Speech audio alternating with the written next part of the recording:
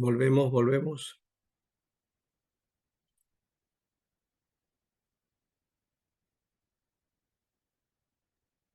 Gente.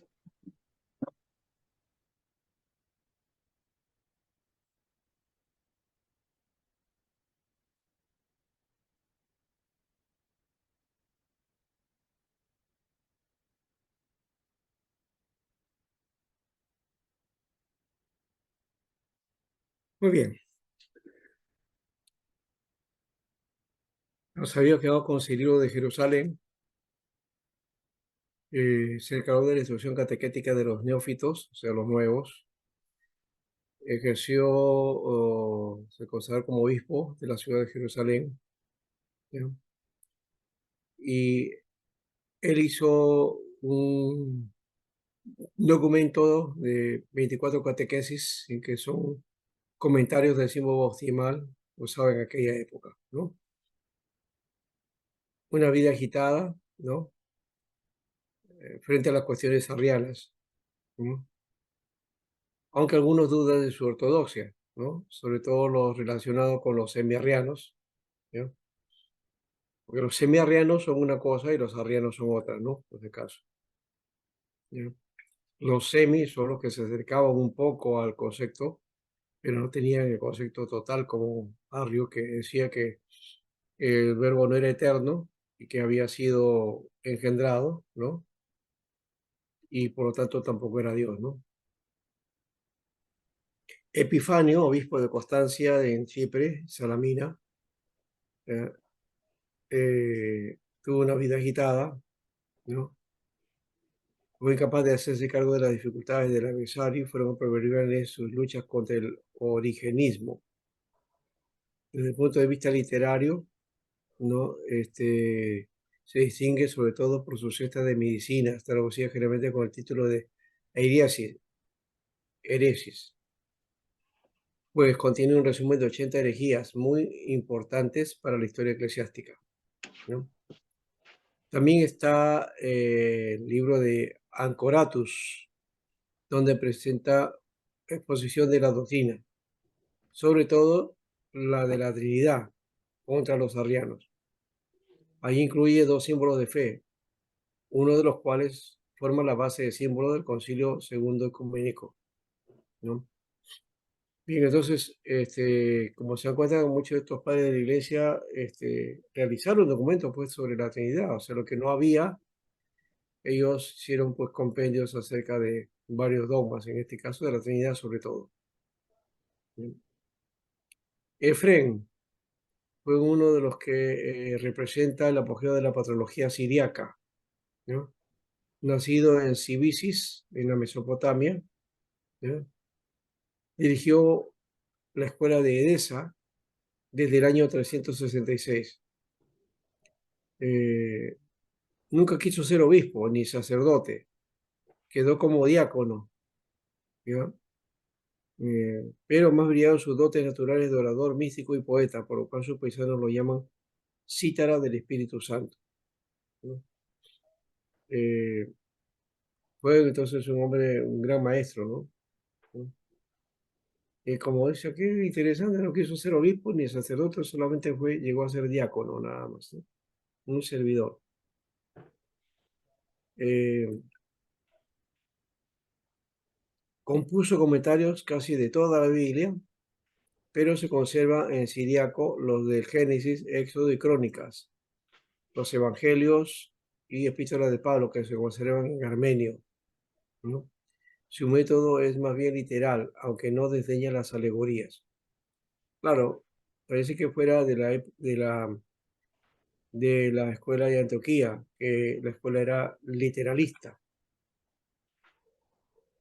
Eh, una parte importante de la obra de Frege está escrita en versos, según el sistema cultivado por los siriacos aún para la teología. Se distingue obras dogmáticas, entre las que destacan los 50 sermones contra los gnósticos, discursos sobre la fiesta del Señor, de los santos y asuntos morales, poesía de carácter ascética y los llamados Carmina Nisibeña, que se refiere a la ciudad de Nisibe. Hasta ahí los padres orientales. Ahora los padres latinos. El apogeo de la teología occidental, ¿no? A ver, alguien tiene el micrófono abierto, no sé quién es, y lo descubro, los, los borro. Ah, José Luis, José Luis. A ver, José Luis. No, José Luis está apagado. Lo acaba de pagar. No sé quién es, no lo encuentro. Bueno, los padres latinos ahora. Fíjense que cuando hablamos de padres griegos son los que están en el lado oriental, ¿no? De Europa Oriental, desde Corinto, ¿no? Grecia, todo eso, la parte oriental, Turquía, lo que es de Turquía, o Asia Menor, todo Medio Oriente y el África, ¿no? Toda esa parte sería la parte oriental. Los padres latinos básicamente es de Roma y sus alrededores, ¿no? O toda la parte occidental, ¿no? Desde España, Inglaterra, Alemania, todo ese sector, ¿no? Que conocemos básicamente como Europa, ¿no? Europa es un continente que está en la parte oriental y en la parte occidental, tiene su parte oriental y parte occidental, ¿no? La parte oriental era, sí, el pastor Timoteo está pidiendo que activen sus cámaras. Ya. El,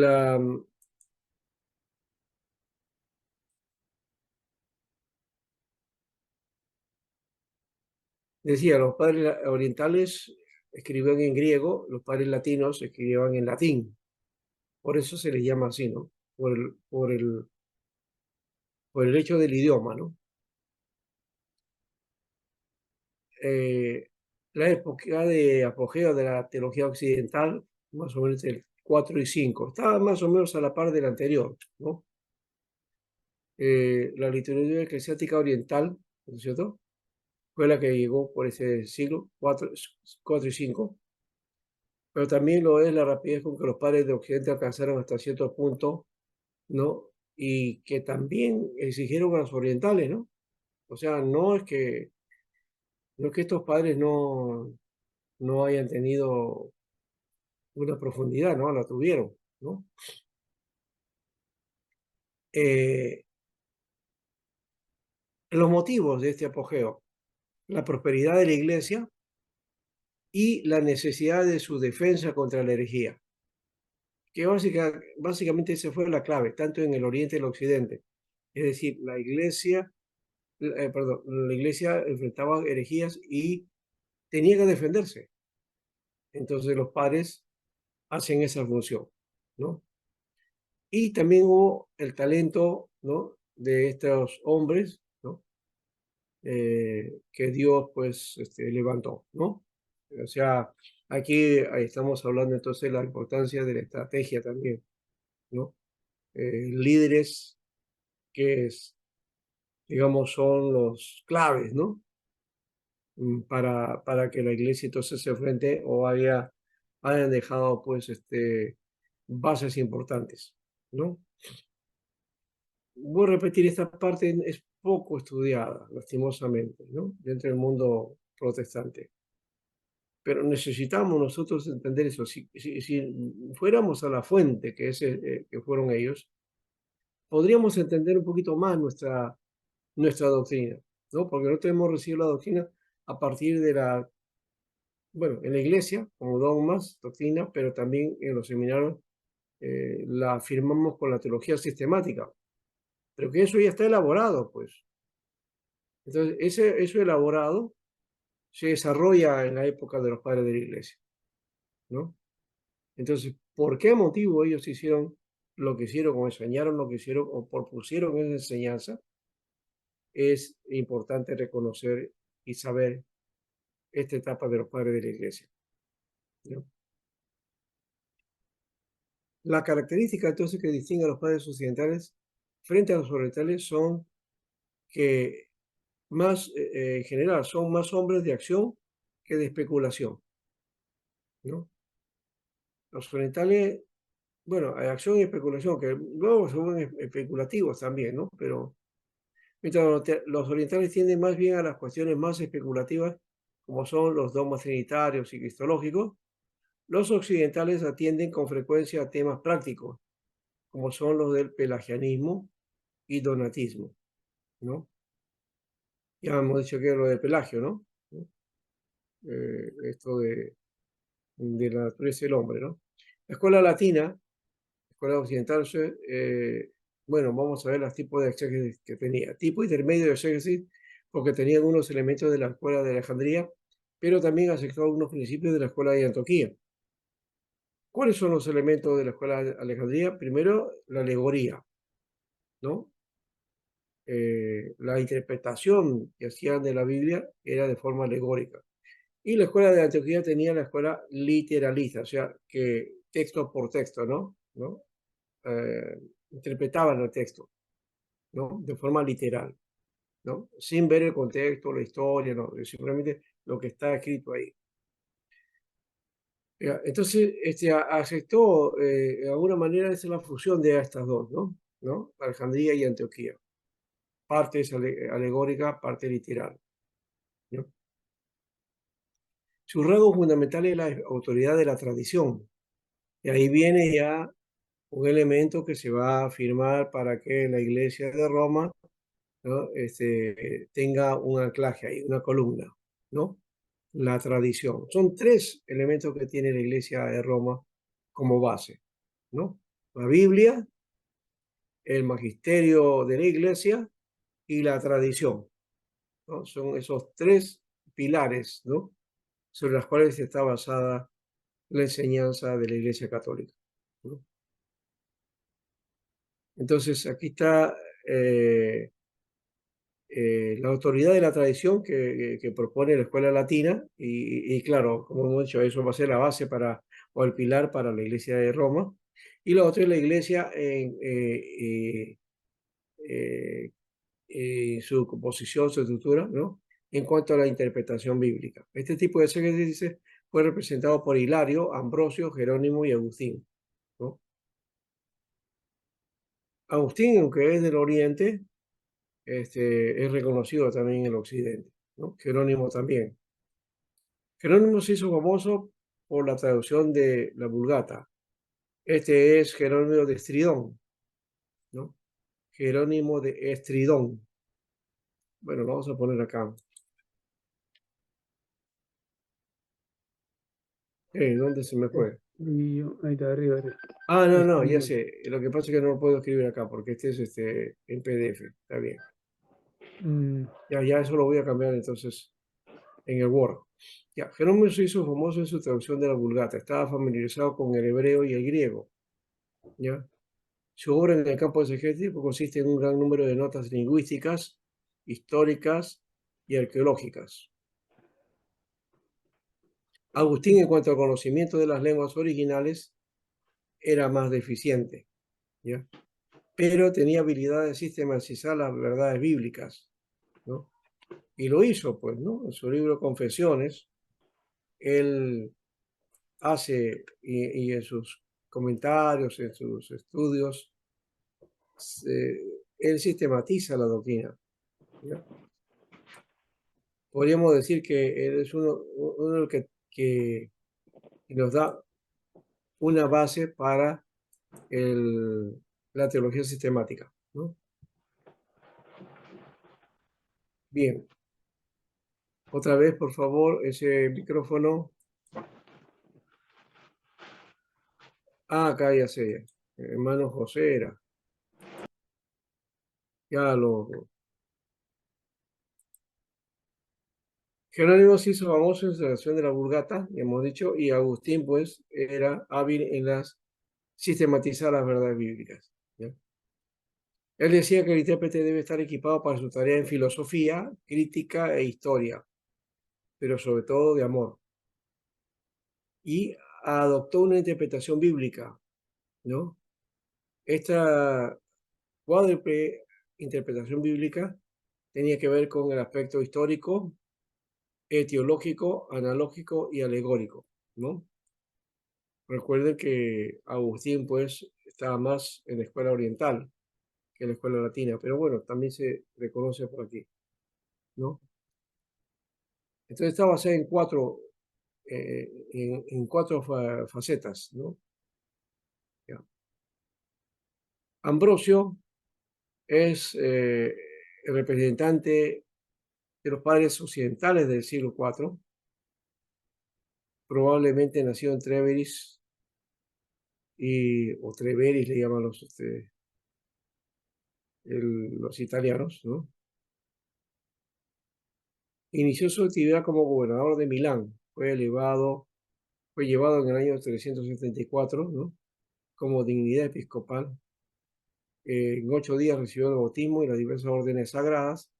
Desde entonces se dedicó con toda su alma al cumplimiento de su ministerio episcopal, ¿no?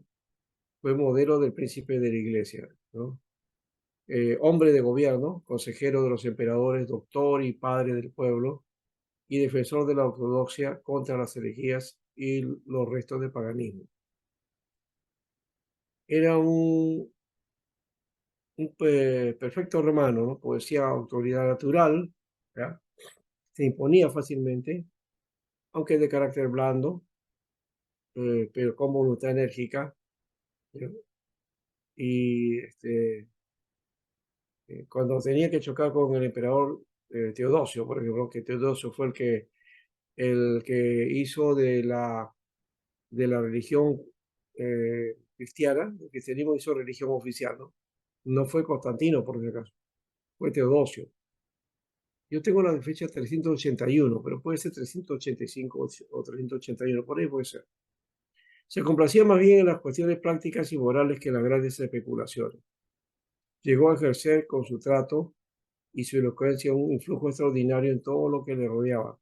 Los escritos que nos dejó son numerosos. Aquí hay varias obras. De Fide, o sea, sobre la fe, a petición de Graciano, que es una exposición del misterio de la Trinidad, de Espíritu Santo, de Encarnación Dominique Sacramento y de Misteris, que son una catequesis sobre los dogmas de penitencia. Es notable Ambrosio también como moralista y asceta, ¿no? Desde esa perspectiva, he elegido una obra, ¿no? Que se llama De Officis Ministrorum, ¿no? El oficio del ministro. Adaptación de oficio de Cicerón a la moral cristiana, ¿no? El oficio del ministerio. Bueno, no es tanto que lo hace al ministro, pero es la vida cristiana básicamente, ¿no? Además escribió de Virginibus and Marcellianum Sororem, ¿ya?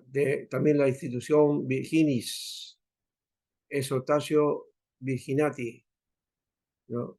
De Vidus y no menos notable, escritores exegéticos. El Hexameron,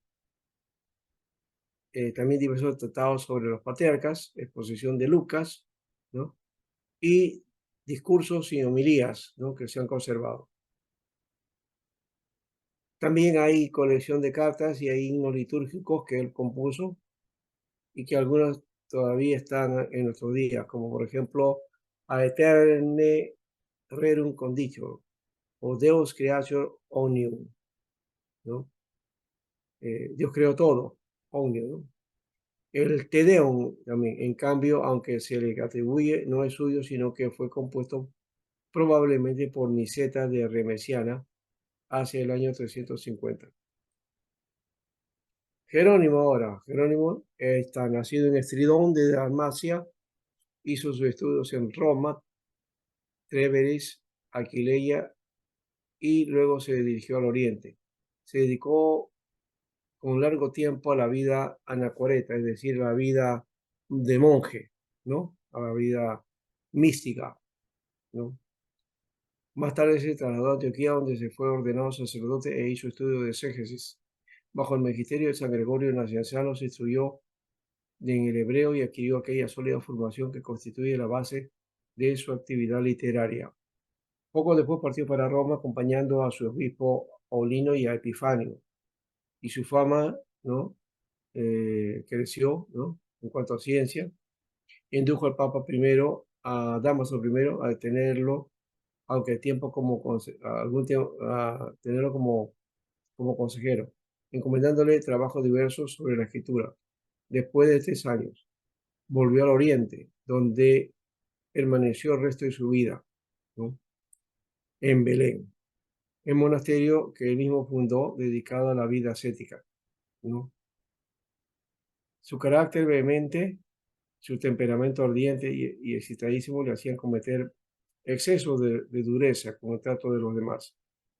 A pesar de sus arrebatos de cólera, aún con sus mejores amigos como Agustín y Rufino, poseía un corazón de oro, ¿no?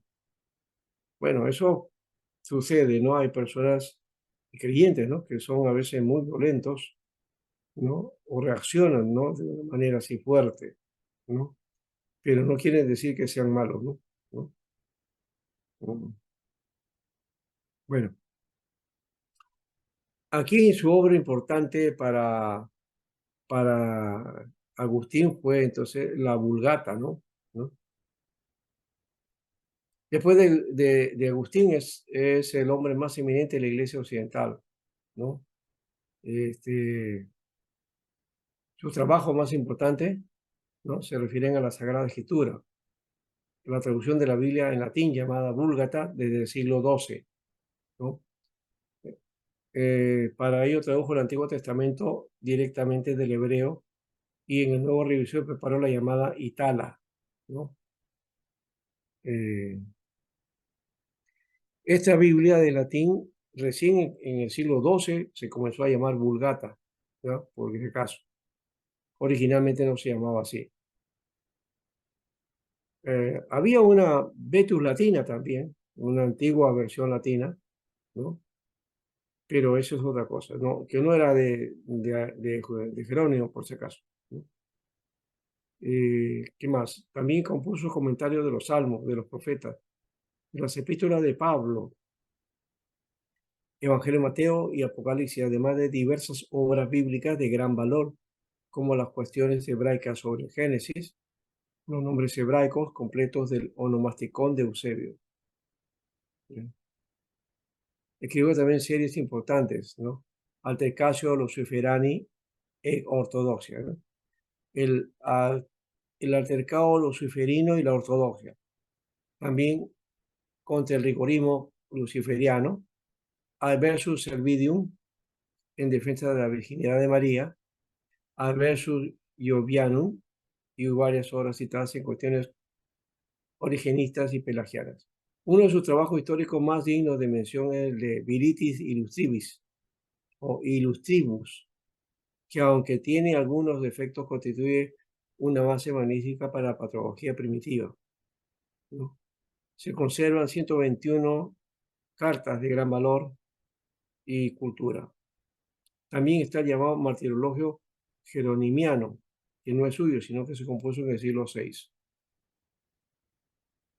Y luego Agustín de Hipona, que como hemos dicho, eso deberíamos ponerlo en el Oriente, pero porque él nació ahí, ¿no? Pero está considerado dentro de los padres occidentales, ¿no? Y aún bueno, fue indudablemente Agustín el más importante de los padres, ¿no? Los datos fundamentales de su vida los transmite él en su libro Confesiones, ¿no? Nació en Tagaste de Numidia y recibió una solícita educación de parte de su madre. Hizo sus primeros estudios en Tagaste, que luego completó en Madaura, ¿ya? Y en Cartago, ¿ya? A pesar de la influencia de su madre, bien pronto se entregó a una vida de digamos, de exceso, ¿no? ¿No? Y, y luego cayó con los maniqueos, ¿no? ¿No? Y fue gnóstico también de paso, ¿no? Eh, Dotado de un talento extraordinario, se dedicó a la enseñanza de elocuencia en Cartago y en Milán, donde lo acompañaron en medio de la vida licenciosa, ¿no? Sus preocupaciones por la verdadera religión, ¿no? A pesar de que era pues licencioso, todavía él estaba ahí, que algo le quitaba en cuanto a la religión. Su profundo talento, ¿no? Eh, la vaciedad del maniqueísmo, entonces recayó por algún tiempo en el escepticismo de la nueva academia y del neoplatonismo, ¿no? Que lo prepararon para la búsqueda de otra religión. En el neoplatonismo fue gnóstico él, ¿no? Habiendo acudido por curiosidad a escuchar los sermones de Ambrosio, quedó cautivado por la belleza de la doctrina cristiana y a esto le siguieron enconadas luchas contra todos los prejuicios sectarios y sobre todo contra las pasiones hondamente arraigadas en su naturaleza exuberante. Confiesa Agustín que finalmente, agotada todas las excusas filosóficas y prácticas que se le ocurrieron, se dio el impulso de la gracia divina en el año 381, ¿no? La Pascua era de ese tiempo. Recibió el bautismo de manos de Ambrosio. Después volvió al África, ¿no? En el 391 fue ordenado sacerdote y en el 394 consagrado obispo de Hipona. Ahí trabajó hasta su muerte, ¿no? Que fue el año 430.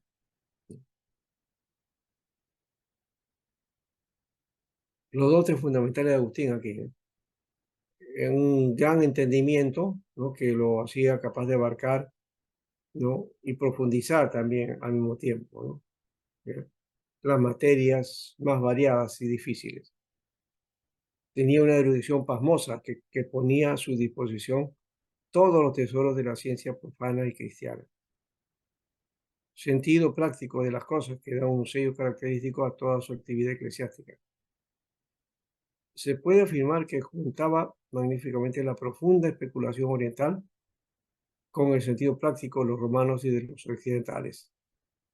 A estas cualidades intelectuales se unía una sensibilidad exquisita y delicadeza en el trato de los demás.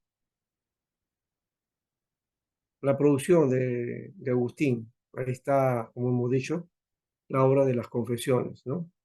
Una especie de autobiografía que lo hizo más o menos por el año 400, ¿no? Eh, Aquí entona un himno de gracias al Señor y descubre al mismo tiempo un alma noble y elevada. Hacia el final de su vida compuso otra obra singular, las Retractaciones, que también es una especie de biografía propia. Ahí hace una recensión de 93 obras suyas e indica humildemente sus defectos y aspectos críticos. La mayor parte de su vida y de su actividad literaria la dedicó a la polémica de los diversos teólogos de su tiempo, ¿no? Ya hemos visto como el asunto de Pelagio, ya. Y compuso tratados completos de la doctrina católica correspondiente, en primer lugar contra los maniqueos, ¿no? Porque él había sido maniqueo, ¿no? Refuta su doctrina y desenmascara su inmoralidad. También una obra contra los donatistas, luchen con nada de cerca de 30 años, contra el pelagianismo y el semipelagianismo, ¿ya? Eso le dio el título de doctor de la gracia, ¿no? Al final es el doctor de la iglesia, pero él es el que hemos dicho a Agustín le debemos el concepto de la gracia, ¿no? En el campo teológico produjo además otras obras, el Egiridion ad Laurentium, que es un resumen de la doctrina católica en que aparece la profundidad de su ingenio. También fue un apologeta, escribió una obra contra los judíos y sobre todo la que tanto nombre le ha dado, la Civitate Dei. Esa es, está en latín ahí, Civitate Dei. ¿Qué está diciendo ahí? Civitate Dei es la ciudad de Dios. Es su mayor obra. Claro, Confesiones también es bueno, pero esta lo consagró, ¿no? Una concepción grandiosa de la filosofía de la historia, presentada como una lucha entre la gracia, la verdad con la fe, y el error, la carne con el pecado. En la moral ascética compuso también tratados, ¿ya? Como el de Agone Cristiano, ¿no? Agonía de Cristiano, contra Medacium, de Bono Coniagli, de la continencia, de la Santa Virginitate, ¿ya?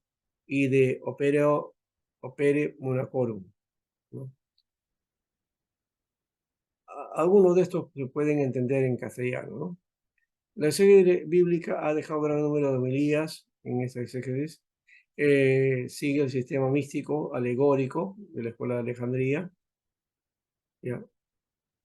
La multitud de tratados y comentarios especiales como de Génesis a Literarum, en narraciones de los Salmos, consensos evangelistarum, consensos del Evangelio, tratados en Juan, ¿no? También hay otras obras de carácter religioso filosófico, escrito contra los académicos de los tratados de Beata Vita, de la vida beata, quiere decir, no es de la beata vita, o sea, no es vita el nombre, sino vita es vida, ¿no? De la vida beata, o sea, la vida monástica, la vida mística. De ordinario, y después sobre la inmortalidad del alma, ¿no?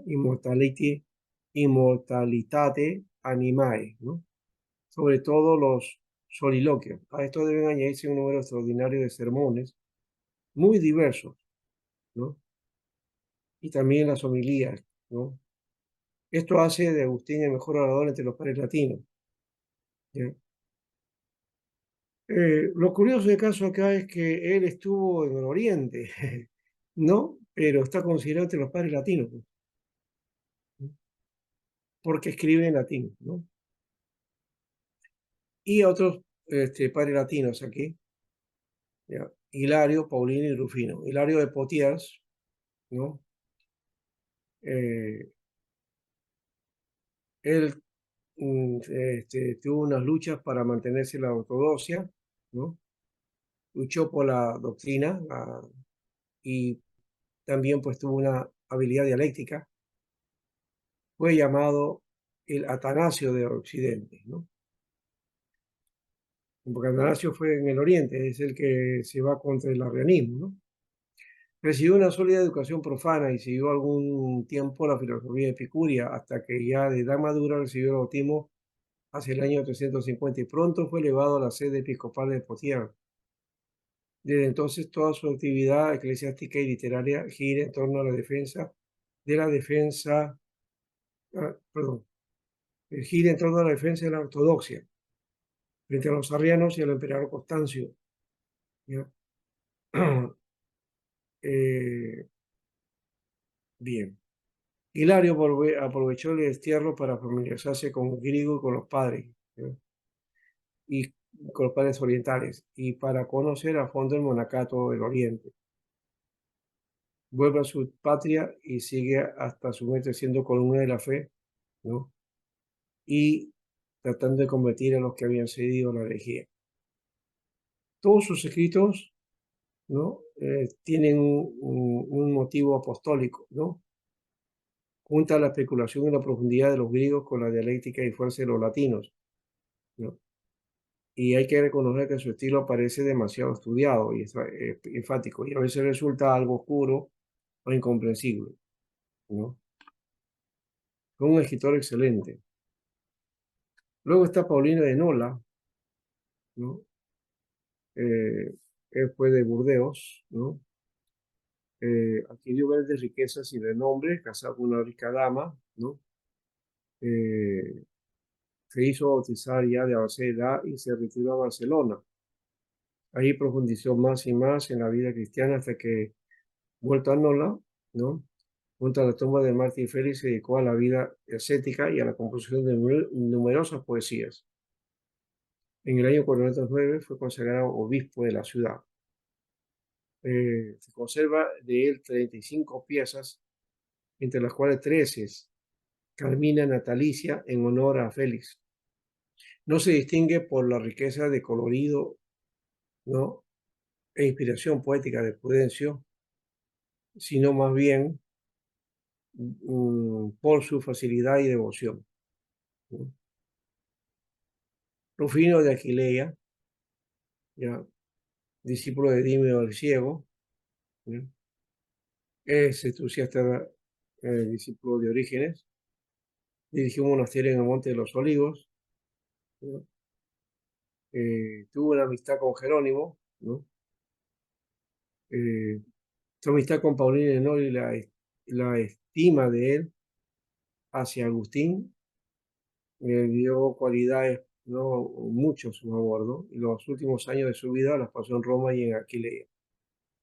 Se distingue por sus traducciones y arreglos de obras griegas. La historia eclesiástica de Eusebio, por ejemplo, ¿no? La historia Monacarum o Vita Patrum de Gregorio Nacianceno y otras de Orígenes y Pánfilo. Además, compuso obras originales como el comentario in Symbolum Apostolorum, ¿no? Comentarios de los símbolos apostólicos, será, ¿no? Algo así. Ahora, para entender la apologética es necesario conocer el proceso doctrinal, el establecimiento del canon de las escrituras del Nuevo Testamento y a la vez los ataques de la herejía, como desde los apóstoles y toda la época los padres de la Iglesia. Se luchó por la defensa de la doctrina cristiana expuesta en los concilios, ¿no? Es aquí donde la Iglesia va tomando rumos distintos como la Iglesia griega y la Iglesia latina. Esta última va tras el poder temporal y va definiendo su doctrina en base a imponer su autoridad. Pero aún así los apologistas hacen su labor para mantener la doctrina lo más cercano a la palabra de Dios. Considerando la palabra de Dios en su fundamento como revelación de lo, ¿no? Los cristianos afirman fielmente, la apologética se pone a los motivos de credibilidad que prueban la existencia de aquella revelación. ¿Bien? Hay que reconocer que toda esta defensa de herejías y todo, de ahí nace la teología justamente, ¿no?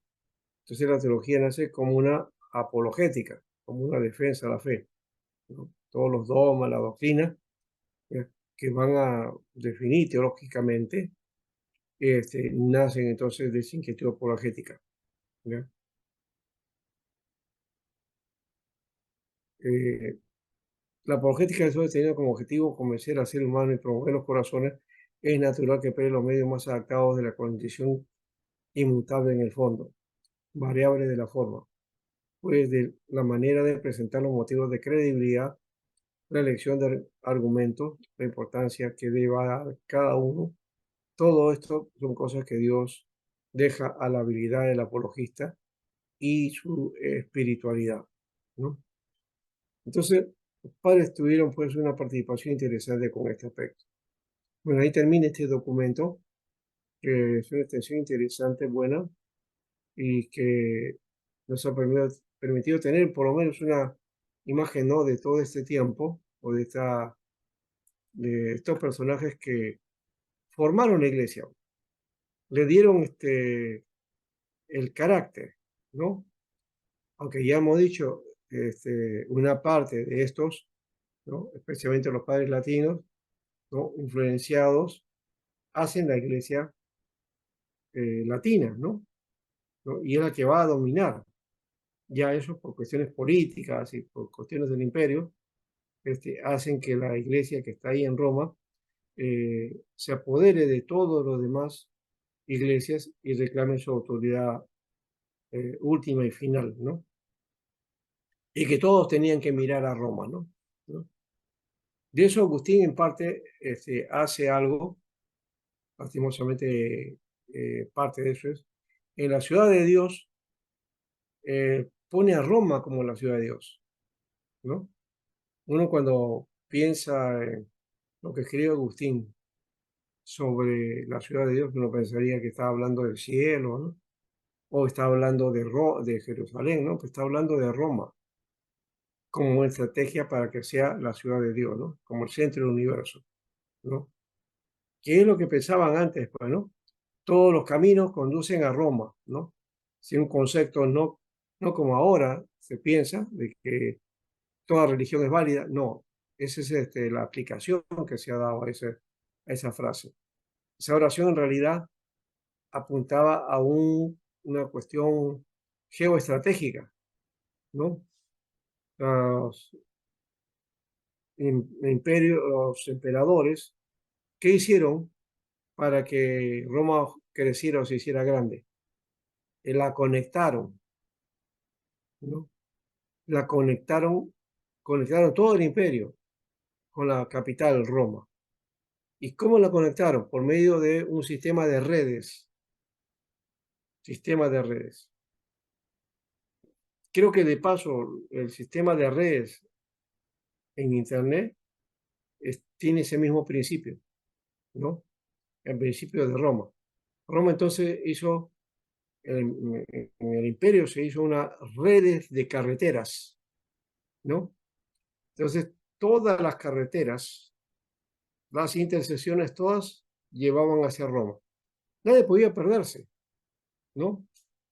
Por eso esa frase, que es literal, todos los caminos, ¿no? Llevan a Roma. La Conducen a verdad, Roma. ajá, eso era verdad. Todos los caminos, la vía Apia, la vía Ignacia, la vía, todas las vías había. La única vía que no estaba era la vía Láctea. ¿No? Eh, pero todas las demás vías estaban ahí, ¿no? Había así por haber, ¿no? Ujú. Entonces, eso ayudó al imperio, ¿no? Bueno, este, ahora nos toca, en la parte que nos falta, hablar un poco sobre los padres de la iglesia. Perdón, ¿qué padres de la iglesia? Estoy hablando de los papas, del papa, que estábamos ahí con toda la idea del papado, ¿no? A ver, ¿dónde está el material? Yo lo tenía por acá, o sea, escondido, no sale, ya, a ver, ya, lo hemos puesto de nuevo, a ver qué pasa. Ahí está. Desarrollo del poder papal. Ya esto creo que lo han trabajado de alguna manera.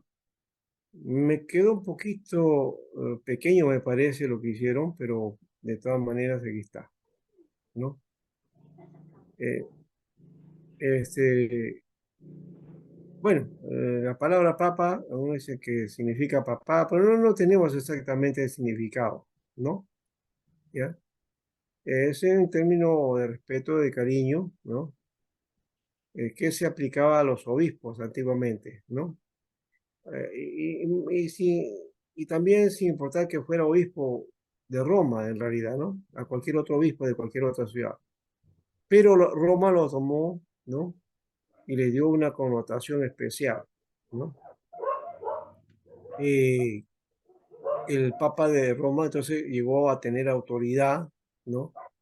Y de gran magnitud, ¿no? En toda la Edad Media, ¿no? Y tiene todavía su lugar en la Iglesia Católica Romana, ¿no? Pero claro, no tiene el mismo poder del Papa del Medioevo, ¿no? Los papas del Medioevo sí eran, pues, eran únicos, ¿no? Eh, Vamos a ver qué pasa con este perrito. ¿Quién tiene el perrito? Ya se fue el perrito. Bueno, los orígenes, ¿no? No los conocemos realmente, ¿no? Muchos concuerdan de que el caso es que Pedro no estuvo, ¿no? Estuvo en parte en Roma, pero al final y murió allí, ¿no? Pero no hay documentos que digan que Pedro transfirió esa autoridad apostólica a sus sucesores, o sea, esa idea de la sucesión apostólica, que de paso se ha levantado también en la iglesia, en estas iglesias apostólicas, ¿no? Lo que estábamos hablando anteriormente, ¿no? Que no solamente está el asunto de que han levantado una nueva indulgencia, que son los pactos, una práctica de indulgencia moderna, sino también está esa concepción acerca de la sucesión apostólica, ¿no? ¿No? Entonces, ellos han levantado eso, o sea, es curioso que esas iglesias estén justamente levantando estos principios que la iglesia protestante atacó, ¿no? Han vuelto, ¿no? Y lo curioso es que no están en la iglesia de Roma, sino están en la iglesia protestante. O en todo caso, movimientos que ni son de Roma ni son protestantes, ¿no? No los tomaría como protestantes. Bueno, yo sé que hay algunos que conozco también que están en este lío, y por precaución no digo pues que estén fuera, pero sí hay ciertas tendencias que ya me parece más que rayan a estar más afuera que adentro, ¿no? Bueno, esta es una, pues entonces, ¿no? La sucesión apostólica. Hay que tener cuidado con eso, ¿ya? Eh, Hay entonces también las listas antiguas que nombran a los obispos, los primeros de Roma, que no concuerdan, ¿no? Y esto ha llevado a pensar que en el principio no había en Roma un episcopado monárquico, ¿no? O un solo obispo, sino más bien una especie de obispado colegiado, donde hay varios obispos o presbíteros, ¿no? Y que dirigían la iglesia. Algo parecido a lo que tenemos nosotros, pues también, ¿no? ¿No? Que tenemos el gobierno presbiterial, ¿no? Por medio de los ancianos. Muy bien, Yamil. Yamil se retira. En el principio, bueno, acá también este, hay algo más con respecto a este periodo, ¿no? Eh, poco se sabe entonces del episcopado romano, ¿no? No tenía ninguna importancia al comienzo, pero como comenzó a tener auge y engrandecimiento, entonces el ser obispo en Roma le va a dar una categoría especial. Y eso es lo que va a hacer el trampolín para buscar que el obispo de Roma tenga la influencia y sea el principal obispo, ¿no? Y que va a dominar sobre todo a la cristiandad, ¿no? Lo curioso del caso es que el occidente de habla latina, ¿no?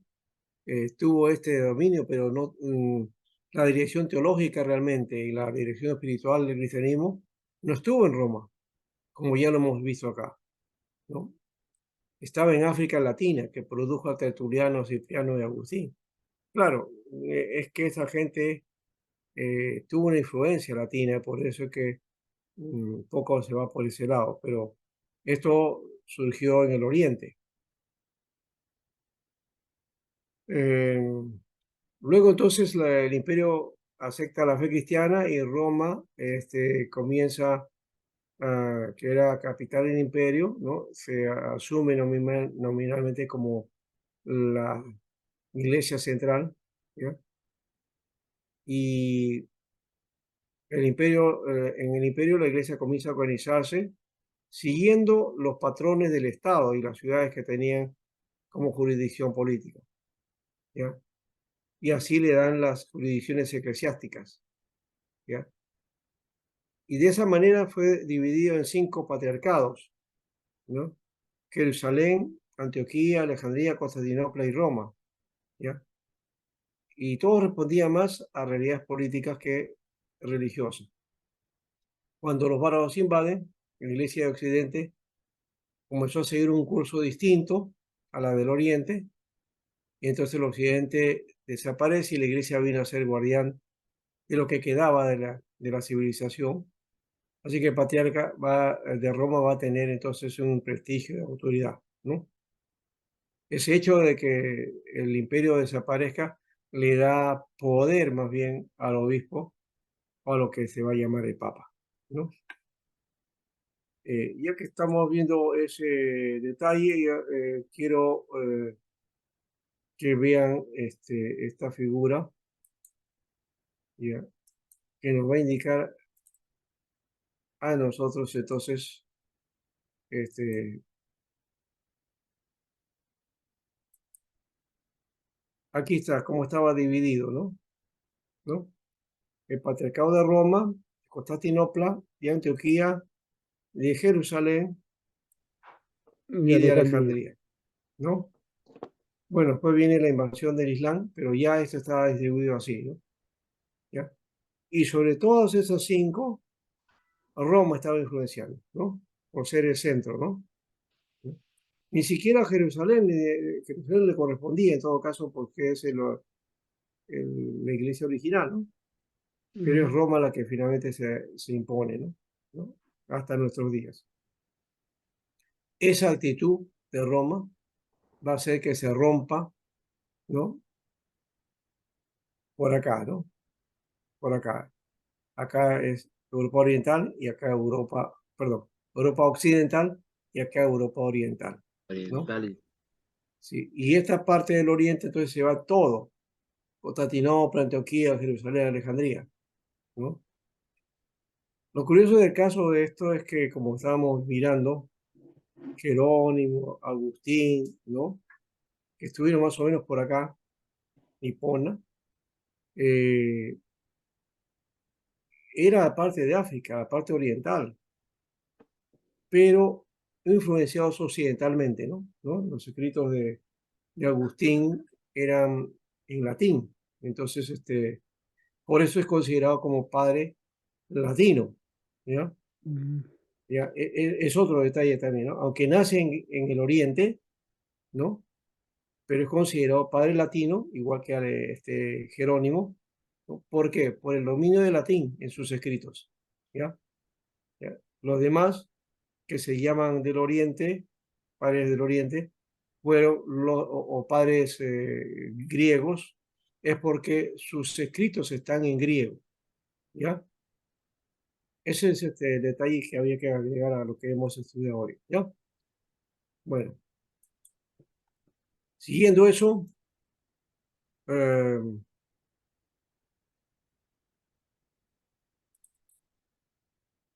aquí está entonces León el Grande, ¿no? Que no es un gran león, ¿no? ¿No? Sino que así se llamaba, ¿ya? León primero.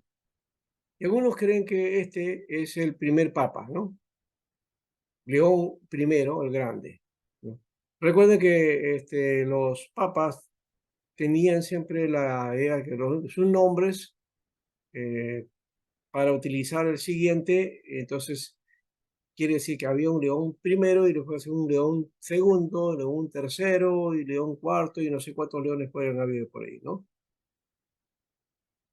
Bueno, este, él entonces interviene en un conflicto teológico acerca de Cristo en el Oriente, pero no fue porque fuera papa, sino por su postura que coincidía con la del grupo que tuvo la victoria teológica, ¿ya?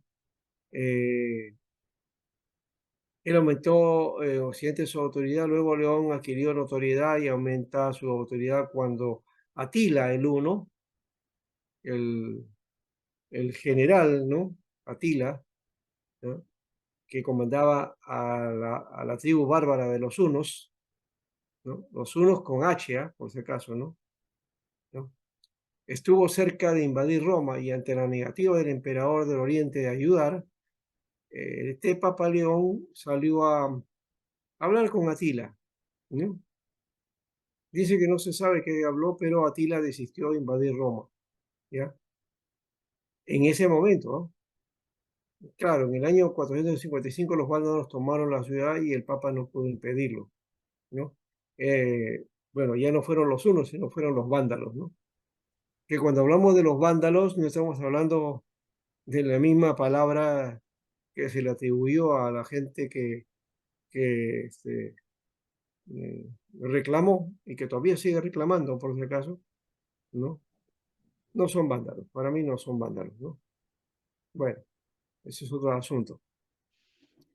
Entonces, tomaron la ciudad y el Papa no pudo impedirlo, pero impidió que Roma fuera saqueada e incendiada por Genserico, ¿no? El que dirigía a los vándalos. En una época en que Italia y que buena parte de Europa occidental se llevaba sumida en el caos, el papado vino a llenar el vacío, ¿ya? Y le dio estabilidad, ¿no? Este asunto de la religión y lo político se va a denotar muy fuertemente y hay una unión en las situaciones que van a dar la historia en los pueblos, ¿no? Así que esta es la razón por la que los papas de la Edad Media llegaron a tener un poder que nunca tuvieron los patriarcas de Constantinopla, Antioquía o Alejandría. Pero para León su autoridad no solo era por razones políticas, también creía que esto era parte del plan de Dios para la iglesia, ¿no? Cuando Cristo le dio a Pedro las llaves, ¿ya? Y cuando dijo que Pedro entonces llegó por la providencia a la capital del imperio, pero es la piedra sobre la cual Jesucristo había prometido edificar su iglesia. Y entonces, por ende, la iglesia de Roma era la elegida para ser la iglesia principal. Esa fue la idea que se planteó, ¿no? Y es hasta ahora, ¿no? Hasta ahora se tiene esa idea y ese concepto, ¿no? De paso, este pasaje de Mateo 18 o Mateo 16, cuando está ahí esa parte donde dice, y a ti, Pedro, no, tú te llamas Pedro y tú eres Cefa, ¿no? ¿No? Hijo de Jonás, ¿no? Y tú serás Pedro, ¿no? Y sobre esta piedra, ¿no? Edificaré mi iglesia. Hay dos conceptos en el origen del griego, en la palabra originalmente en griego, se puede entender de los dos modos, por si acaso, ¿ah? ¿Ya? Hay que ver en el contexto más bien. Creo que el contexto nos obliga a ver, porque Pedro, más allá en sus epístolas, habla de quién es la piedra de base, ¿no? Entonces, que habla de Cristo. Pero en ese pasaje, especialmente en Mateo, se puede atribuir a la idea de que Pedro es la piedra, ¿no? ¿Ya? Y así lo hace la Iglesia Católica, ¿no? Es una posible traducción de ese texto, ¿ya? Igual que la otra posibilidad también, que es mucho más eh, entendible y que calza más con la doctrina, ¿no? Los sucesores de León ahora. El prestigio de León se debió en parte a su propia persona y era excepcional, pero todo esto pudo manifestarse gracias a la situación política que le tocó vivir. A su muerte le sucedió Hilario. No fue un grande como León, ¿sí? Pero luego le sucedió Simplicio, que por su nombre no era muy simple tampoco, ¿ah? ¿No? Luego vinieron Félix III, Gelasio y Anastasio II. Este Anastasio era del Oriente, posiblemente, no sé, Anastasia, bueno. De paso, Anastasio es Anástasis, es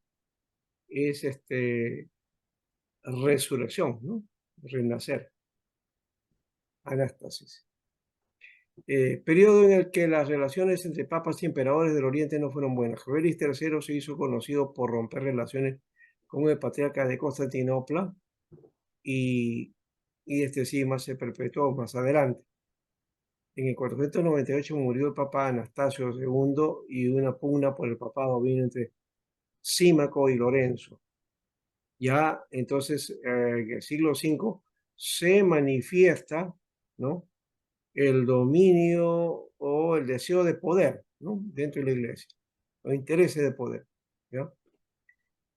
Bueno, después viene Hormisdas, ¿no?, que se acercó al emperador Justino y luego su hijo Justiniano, y esto arregló un poco el cisma entre Oriente y Occidente. Pero Teodorico, rey godo de Italia, pensó que esta era una táctica para devolverle el imperio al emperador, entonces mandó matar al papa Boecio, sucesor de Hormisdas. Le sucedió Juan I, que también terminó en la cárcel. Miren estos papas, ¿eh? Cuando Teodorico sospechó que él a enviarlo a Constantinopla en una misión, pero Teodorico murió y terminó con él el reino godo en Italia. Una serie de papas se dieron que fueron sumisos al emperador Justiniano, ¿no?, de Oriente, mientras duraba su dominio en Constantinopla sobre Roma, hasta que llegaron los lombardos a Italia, ¿no? Y estas guerras obligaron a los papas a ocuparse no solo de cuestiones religiosas, sino también de la defensa de Roma y su alrededor. A la muerte del emperador Justiniano, ¿ya?, el imperio Oriente decayó y pronto su autoridad sobre Italia fue nula. Pero los lombardos seguían atacando y los papas defendiéndose. Tanto Benedicto I como Pelagio II salvaron la ciudad ofreciendo dinero. A que tomar en cuenta que ahí está asunto político entre Roma occidental o Imperio del Occidente, que ya había desaparecido en 476, ¿no? Y el Oriente todavía existía y por eso que ahí está la influencia de los emperadores del Oriente, ¿no? De Constantinopla, ¿no? Como el caso de Justino. Aquí hay uno grande también, un papa del Gregorio el Grande, por eso creo que vamos a ir terminando, ¿no? Dice que se desató una gran epidemia en Italia, ¿ya? Y Pelagio hizo todo lo posible para enfrentarse a este nuevo reto y sucumbió ante la peste, ¿no? El Pelagio es, no el Pelagio que hemos hablado, sino este es un papa, ¿no? Gregorio nació alrededor del 440 en la ciudad de Roma y era la época de que Justiniano reinaba en Constantinopla. Se hizo abad en el monasterio de San Andrés y fue ayudante del Papa Pelagio. Era la época de los lombardos que se apoderaron de Italia. Lo más triste fue la epidemia, ¿no? Que diezmó la población. Ya se dan cuenta que la epidemia, esto que ha venido, que hemos tenido, ya, que ha bajado en parte, no es pues una cosa como algunos lo han llamado como grande. Sí, ha sido un tema porque me parece que el hecho de estar conectado a nivel global y el hecho que el hombre ahora viaje de un lado a otro, ¿no? Eso ha llevado a que el virus pues se expanda, ¿no? Sí, lo único, ¿ya? Pero además es que siempre hubo y siempre hubieron epidemias, ¿no? Siempre hubieron pandemias, ¿ya? Mm. Y esta pandemia entonces la tuvo que enfrentar pues, Gregorio, vamos a mirar de qué manera, ¿no? Eh, el Papa Pelagio, con la ayuda de Gregorio, dice, quiso mantener la ciudad limpia de los muertos y alimentaban a los hambrientos y cuidaban a los enfermos de la plaga. Pero de esa manera muere Pelagio, el Papa, pues, ¿no? Y elige a Gregorio, ¿no? Y llamó al pueblo a un tiempo de penitencia y se dice que la plaga cesó, ¿no? Hubo penitencia, oración, ayuno, ¿no? Y logró abastecer a todo el país de alimentos y reconstruyó las ciudades, ¿no? ¿No? Las fortificaciones, especialmente de las ciudades. Puso toda la riqueza de la iglesia para alimentar a la población. Y esto hizo que, como gobernante de la ciudad de Roma y por ende sus sucesores, también lo hicieran y comenzó a prohibir todo lujo de vida a los clérigos y adoptó medidas en pro del celibato, ¿no? Él es el que comienza con esa idea. Aumentó su autoridad política ayudando a los reinos a establecerse y a nombrar a los obispos en diferentes territorios. Era un diplomático al hacer las cosas, pero extendió su influencia del papado. Contó con la ayuda del monaquismo benedictino y, y comenzó pues a propagarse por toda Europa ese movimiento, ¿no? Se dedicó al estudio de las escrituras y produjo muchos sermones. Fue un gran admirador de Agustín, creo que como todos nosotros también, pero mal interpretó su enseñanza y de ahí surge la doctrina del purgatorio. Miren quién es el que pone eso, ¿no? Gregorio el Grande, ¿ya? Él es el que pone la doctrina del purgatorio, ¿ya?